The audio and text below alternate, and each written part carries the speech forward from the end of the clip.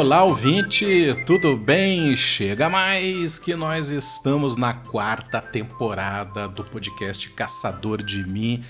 Esse é o episódio número 32, Lu. Que legal, né? Tem muita coisa para trás. Dê uma olhada, indique esse podcast. Agora há pouco a gente estava gravando um episódio anterior, a Lu falou, gente, eu tô meio sem tempo até para assistir TV, porque eu estou dedicada aqui ao podcast e dá muito trabalho, é muito prazer, mas é por isso que você tem que nos retribuir de alguma forma, tá, ouvinte? Então, sempre que você vê aí os episódios passando pelas redes sociais, dê seu like, compartilhe, a gente fica muito feliz, se sente incentivado a produzir e partir, inclusive, para a 5ª temporada, que daqui a pouco chega. Hein, gente? É isso, Lu? Verdade. Sejam bem-vindos, ouvintes. Vamos ouvir mais uma história inspiradora, hoje, feita por André. Exatamente, ouvinte. Ouvinte, eu não vou conseguir cantar, mas eu vou começar hoje esse podcast declamando uns versinhos lindos. Olha aí, Lu. Meu coração, não sei porquê, bate feliz quando te vê, e os meus olhos ficam sorrindo, e pelas ruas vão te seguindo. Mas mesmo assim, foges de mim. Gente, acho que é uma das minhas músicas favoritas. Não tem como não amar esta música, essa letra. Nossa, foi lindo. Na voz de André, foi muito emocionante. De arrepiar. Se não der certo como podcast, eu vou tentar gravar canções, hein, Lu? Olha aí. Gente, hoje nós vamos falar do Alfredo da Rocha Viana Filho. Você falou, e aí, André? Não tô entendendo quem é esse. Quem é Alfredo? Ele é o Pixinguinha, ele é autor dessa melodia fantástica, chamada Carinhoso, em parceria com João de Barro. Isso entrou assim, para antologia, para mítica, né? Para os anais de tudo de mais lindo que a música nacional, a música brasileira, e eu diria até a música internacional tem, gente, com certeza, né? O Pixinguinha foi um dos principais representantes, tá, de um gênero que particularmente eu gosto bastante, que é o choro. O choro que é a gênese de muitas outras coisas legais, muitos outros gêneros e ritmos que nós experimentamos hoje, tá? Ele foi um arranjador, um compositor, um multi-instrumentista, ele tocava muita coisa, Lu, coisa fantástica, né? O Pixinguinha, ele tem o DNA da música, né? Porque, olha só, o pai dele, Alfredo, o pai do Pixinguinha, que era Alfredo, deu o nome de Alfredo ao próprio filho, né? O pai do Pixinguinha era flautista e trabalhava nos telégrafos. A mãe dele, inclusive, Raimunda, devia dar muito apoio, né? Porque, poxa vida, com 17 irmãos e ainda assim permitir que pai e filho e outros irmãos, que inclusive tiveram carreira musical, pudessem trilhar, né, esse caminho como artista. Que a gente sabe que, se hoje não é fácil, naquela época, imagina, né? Poxa, imagina naquela época. Mas é engraçado, hoje em dia, né, eu com os meus alunos, a gente vê, às vezes, alguns pais, e mesmo com o pessoal da minha geração, conversando com colegas e tal, muitos pais que querem que os filhos sigam suas carreiras, né? O pai é médico, puxa, queria que meu filho fosse médico, meu pai é professor, queria que meu filho fosse professor, nossa, meu pai é engenheiro, queria que seguisse, ou às vezes tem empresa, né? Queria que meu filho continuasse, desse continuidade à empresa. Então, é uma coisa que às vezes você até quer, você até sonha, mas independe da sua vontade. O filho, né, a nova geração ou as novas gerações tem que ter talento e gosto pela coisa. Então, no caso aí, o pai, né,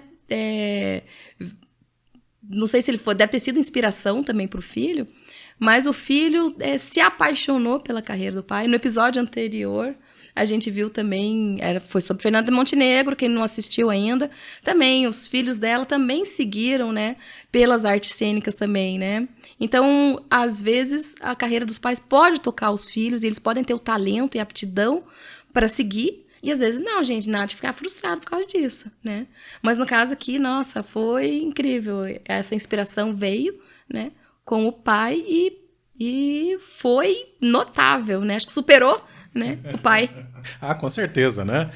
Isso que a Lu falou é muito importante, ouvinte, né? Se o podcast Caçador de Mim quer transformar histórias incríveis em tecnologia de motivação para você, então, em geral, alguém na família tá lá, né? Servindo como referência, como incentivo, como motivação, etc e tal. Muito bem. Ô, Lu, a origem, o Pixinguinha é um nome bem interessante, né? Do ponto de vista artístico, é um baita marketing, você não acha? Eu Porque ia Alfredo, né? perguntar, eu ia perguntar pra você, como é que Alfredo virou Pixinguinha? Fui assim. Ah, mas a história é tão fofinha, ouvinte. Olha só. A origem, né, do nome Pixinguinha é porque a vozinha dele, africana, gente, africana mesmo, não era nem descendente, tá? Ela o chamava carinhosamente de Bizindim, ou Pizindim. Não sei a pronúncia, esse é um dialeto africano. Mas o que significa menino bom? Olha aí. Ah, que fofo. Que coisa, né? Eu, inclusive, fui durante um bom tempo da minha infância chamado de menino bom. Eu era bem bonzinho, viu, Lu? Bem Só comigo. calminho, bem obediente. Então, com o passar do tempo, até eu tô com dificuldade de pronunciar aqui, né? Pizindim foi abrasileirando, facilitando a pronúncia do povo para Pixinguinha, né? Olha só como é que sai mais gostoso, né? Pixinguinha. Uhum. O menino bom, o Pixinguinha, né? Ele era introvertido, era envergonhadinho. O pai organizava serenatas lá no casarão deles, casarão que tinha assim 4, 5 quartos, vários cômodos para acomodar todo mundo, né, gente? Pelo amor de Deus. Como se não bastasse a família volumosa, mais gente vinha participar dessas serenatas, que deveria ser uma delícia, muito animada. Gente, imagina uma casa dessas, cheia de música, um monte de gente cantando junto, tocando junto. Que coisa mais deliciosa, gente. Pra gente que aprecia essa arte, né? Que coisa mais fantástica. Devia ser sensacional essas sessões aí de serenatas, né? Muitos convidados. E ele ficava ali quietinho, só observando.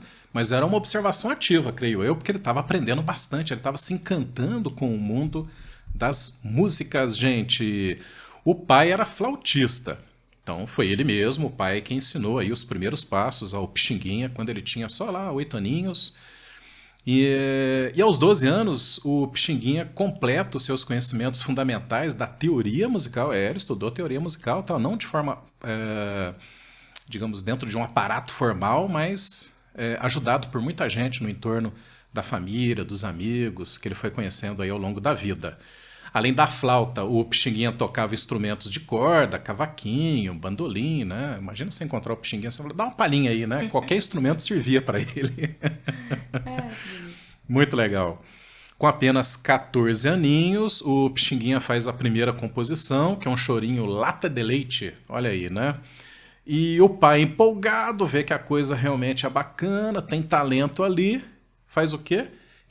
Manda importar, buscar da Itália uma flauta profissional para o filho realmente se tornar o profissional, né? Então existe aí uma aposta, uma confiança muito grande do pai dele, quando viu despontar ali, já na primeira década de vida do filho, um incrível talento para música, Lu. Gente, importantíssimo esse incentivo, né, da família. E investindo, né, na carreira de um filho que você vê que, gente, é isso que ele quer, essa é a paixão da vida dele, vamos investir. Então, é oportunizar. Oportunizar. É o papel, em primeiro lugar, da família.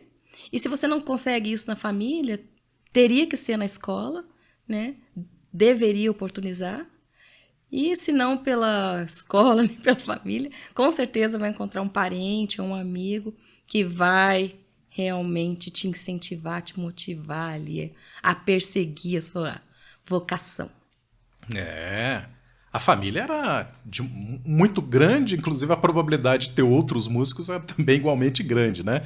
Inclusive o irmão violonista dele, né, incentivou o Pixinguinha, falou, cara, vai atrás, começa a se apresentar aí, né, nos bares, casas noturnas, cassinos, é assim que alguém de origem humilde começa a sua vida, a sua carreira artística, né?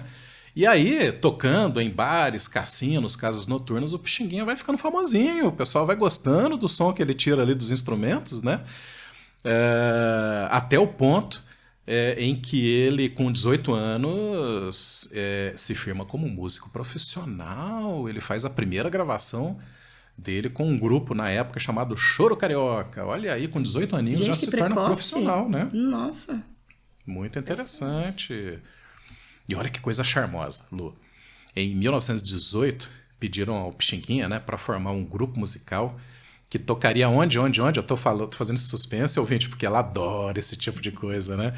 Para tocar na sala de espera de um cinema bastante importante lá no Rio de Janeiro à época, chamado Palais, né?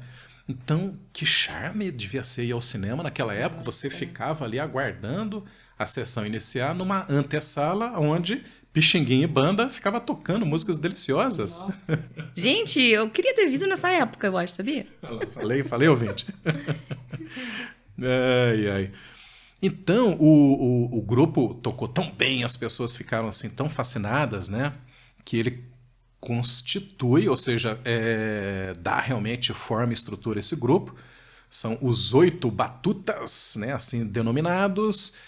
E aí, ouvinte, imagina a sonoridade dos 8 batutas, tá? Vai imaginando, olha só, flauta, bandolim, pandeiro, cavaquinho, violão, reco-reco, piano, tudo isso misturado deliciosamente naquilo que eu tenho certeza que é a base da nossa sonoridade brasileira, ouvinte, né? Que delícia. Você conseguiu imaginar toda essa coisa tocando assim? Olha, realmente veio na minha cabeça uma coisa fantástica. Muito bem. Eu sei que eu sou um bom contador de casos, tá? Eu não é ouvinte! Muito bem. E o que eles tocavam, né? Que sonoridade era essa com todos esses instrumentos deliciosos? Era machixe, lundus, batuques, tangos, choro, etc. Era música, gente, que levantava o astral, tá? Mexia com o corpo, era bem diferente, inclusive, das coisas que estavam à época sendo importadas da Europa, né? Aquela música um pouco mais burocrática, maçante, enfim. Bom, então, esse povo todo aí em torno do Pixinguinha fez sucesso e isso os levou a apresentações em São Paulo, Minas, entre outros estados. O Pixinguinha e banda, né, eles foram para uma temporada em Paris, exatamente, patrocinados por um milionário que ficava babando quando via o Pixinguinha tocar, né? Olha só. Agora, vem cá, né? Os Batutas em Paris, né? Esse nome fica estranho pro francês, tá? Então lá eles se chamavam os Le Batuta, né? Eu não sei se a minha pronúncia tá bacana, hein? Le Batuta. Olha só. Então, lá foi os Le Batuta em tour pela França. Os franceses amam o Brasil desde sempre. Né? Com certeza. Desde sempre. Certeza. E pensa na monotonia. Se vocês procurarem no Google e ouvirem algumas músicas, o que estava vindo, as valsinhas e umas coisas mais clássicas, não desmerecendo, porque é lindo também. Mas é muito mais monótono, é uma música mais calmante, mais introspectiva, uma música que remete mais pro clássico, né? Lá da Europa, que era o que tocavam aqui. E, de repente, né, alguns artistas brasileiros, né, como o Pixinguinha, como Chiquinha Gonzaga, que a gente também já fez o podcast dela, né, inovando nesses ritmos, nessas melodias. Não tem como os europeus não se encantarem. Realmente é uma coisa deliciosa, né, e inovadora. É o orgulho, né, o mais brasileiro, que dá muito orgulho da gente, né. Orgulho demais da conta! E aí segue Pixinguinha, né? Você vê que ele tá novinho ainda fazendo tour lá pra Europa e ele é um eterno aprendiz, tá? Ele vai, inclusive, atrás de experimentar mais músicas, instrumentos. Ele começa, inclusive, a tocar saxofone, um instrumento que ficou bastante marcante aí nas apresentações dele, tá, ouvinte? E aí ele é convidado para dirigir uma orquestra lá no Teatro Rialto, no Rio de Janeiro. Olha lá, hein? O garoto já tá começando realmente a se posicionar na grande cena musical brasileira, né? Depois desse tour que ele fez lá pela Europa, né? Foi nesse teatro que ele conhece a esposa dele, a Albertina de Souza, que era ninguém mais, ninguém menos como a pessoa principal, a estrela, né, da companhia de revista que se apresentava lá. Olha o bom gosto do garoto, hein? Ai, gente. Em 1929, o Pixinguinha desfaz os Batutas, né? Mas poxa, isso é normal, né? Na carreira. Quantas bandas, né? Já. Quantas, né? E aí ele vai se juntar com o parceiro Donga e eles vão criar a Orquestra Pixinguinha Donga. Olha aí, hein? fizeram bastante sucesso, gravaram muitos discos, inclusive de tango, tá? Que rendeu eles uma turnê lá na Argentina. Mas eles também tocavam samba, chorinho, né? Enfim. Tem uma curiosidade, Lu, que é a composição Lamento, que 30 anos depois dessa composição da música, né? Da melodia, composta aí pelo Pixinguinha, recebe a letra do Vinícius de Moraes, gente. Eu até recomendo bastante vocês a ouvirem. É a coisa mais linda do mundo, né? Tenta procurar aí, vocês vão ouvir mais ou menos isso, né? Eu não vou cantar, não, definitivamente. Eu acho que já comecei o podcast cantando, vou declamar. Vinícius é poeta também, ora bolas, né? Mais ou menos assim: morena, tem pena, mas ouve o meu lamento, tendo em vão te esquecer. Mas olhe, o meu tormento é tanto que eu vivo em pranto e sou tão infeliz. Não há coisa mais triste, meu benzinho, que esse chorinho que eu te fiz. Fantástico. Essa é a letra de Vinícius, que com certeza estava incorporado de toda a melodia e espírito de Pixinguinha, né, gente? Muito bem, na década de 30 vem os grandes sucessos gravados com Lamartine Babo, outro grande nome aí da cena, né, musical nacional. Tem Linda Morena, O Teu Cabelo Não Nega, Moleque Indigesto. Veja aí, ouvinte, Lu, veja aí se você não identifica, por exemplo, esses versos aqui de O Teu Cabelo Não Nega. Vamos lá, hein? O teu cabelo... Vamos cantar junto? Nossa Senhora. Vamos lá. Marchinha, hein? Marchinha, ouvinte, junto comigo aí com a Lu. O teu cabelo não nega mulata, porque és mulata na cor. Mas como a cor não pega mulata, mulata eu quero teu amor. Gente, carnaval, delicioso que era carnaval. Gente, quando eu era adolescente, carnaval era muito legal, né? Pulei muito carnaval, né? Em clube, né? Porque aqui em Curitiba, carnaval de rua não é um forte. Mas que delícia que é carnaval. Faz muito tempo que a gente não faz isso, né? Pandemia, então, acabou com o nosso carnaval aqui. Mas essas marchinhas de carnaval, nossa, carnaval, não sei se tem plural isso. Mas essas marchinhas, elas são atemporais. Porque qualquer pessoa de qualquer idade vai cantar estas famosas marchinhas de carnaval. Com certeza. Olha que chique, ouvinte, Lu. Foi na década de 40 que o Pixinguinha conhece e curte bastante o jazz americano. Tanto é que ele se torna amigo, olha só, gente, ele se torna amigo de Louis Armstrong, né? Que é, caramba, outro grande ícone aí dessa música internacional. É aquele mesmo, tá, Lu, que gravou a mundialmente famosa canção What a Wonderful World, agora com a pronúncia magnífica da nossa professora de inglês. Como é que é? What a Wonderful World. Que mudança de pronúncia, hein? Ô, Lu, você lembra mais ou menos da melodia dessa música? I see trees are green, red roses too. I see them blue, for me and for you. And I think to myself, what a wonderful world. Gente, decididamente, se dependesse de cantar, eu tava falida, morta, acabada. Ficou lindo, Lu. Que legal, né? Então, olha aí, né? Vale a intenção, pessoas. Apoiem a intenção, a letra é linda, né? Pois foi o autor, né, dessa música aí, o intérprete Louis Armstrong, quem era amigo íntimo aí do nosso querido Pixinguinha, gente. Na década de 50, o Pixinguinha era uma sumidade, tá? Em diferentes espaços.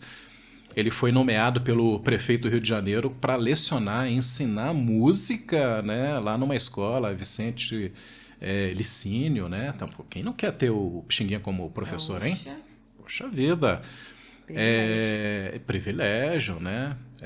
E por aí ele, olha que curiosidade, ele gostava muito de um boteco lá no Rio chamado Bar Gouveia, né?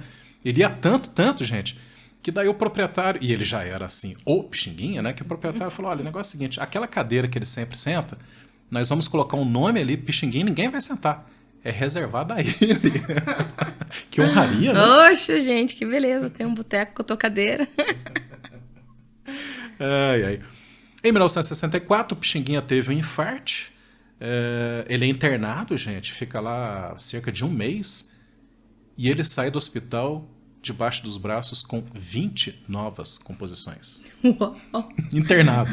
Essa é uma pessoa que não consegue ficar parada, gente. Ele era pirativo. Quase uma composição por dia, né, ouvinte? Impressionante, Que né? maravilha de produção.